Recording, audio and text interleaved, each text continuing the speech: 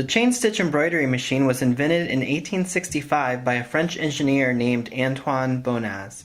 The machines were manufactured in Paris, France by Cornelli. Chain-stitch embroidery machines quickly became the industry standard in the Victorian era as embroidered garments were popular in the burgeoning fashion industry. Chain-stitch embroidery remained popular through most of the 20th century, adorning everything from military insignia to bowling shirts. Today, most commercial embroidery is performed by computers. Hey, I'm Jerry Lee Atwood of Jerry Lee's Hoosier Built Clothing, and today I'm going to talk to you guys about how to use the Singer 114W103 chain-stitch embroidery machine. I'm going to take a few moments to talk about the different parts of the Singer 114W103 chain-stitch embroidery machine. First, we have what are referred to as nipples. And these are what guide the needle in the machine, and they come in different sizes that correspond to the size of your needle. And generally you want a higher number for a thicker thread. And so, for like wools, heavier threads like that, you want to use a 6 or 7. The one that I use most commonly is a 6. With a 6 needle, 6 nipple with a 6 needle. We have our presser feet. We have a claw or spur foot, which has little spikes on the bottom. And this is the kind of foot that you would want to use for chenille work, also known as moss stitch, and helps guide the wools and the heavier fabrics that you're using. And the standard foot has a little rubber gasket, and it's what you use for most of your chain stitch work. For cottons, anything a little lighter, you would want to use this foot.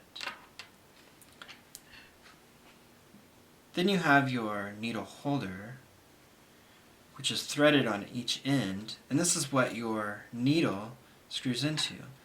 Now the needle is also known as a tambour hook.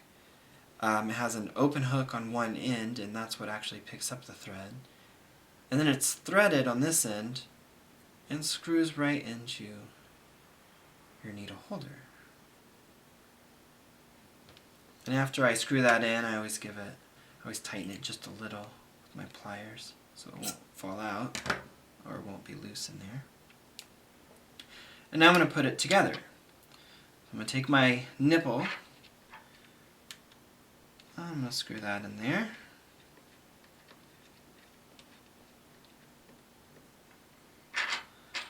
I'm going to tighten it just a little bit. I'm going to put on my presser foot.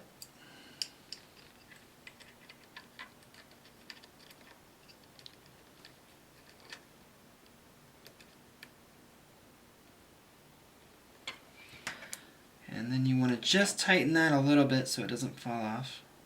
You don't want to over tighten it or you'll snap your thumb screw and you'll be very angry with yourself. And then you want to slide your needle holder down the tube. And you want to make sure that the open hook of your needle is facing in the same direction as this thumb screw. And this thumb screw should be in orientation with the direction of your handle. So you just want to tighten that, and again give it a little tighten with your pliers.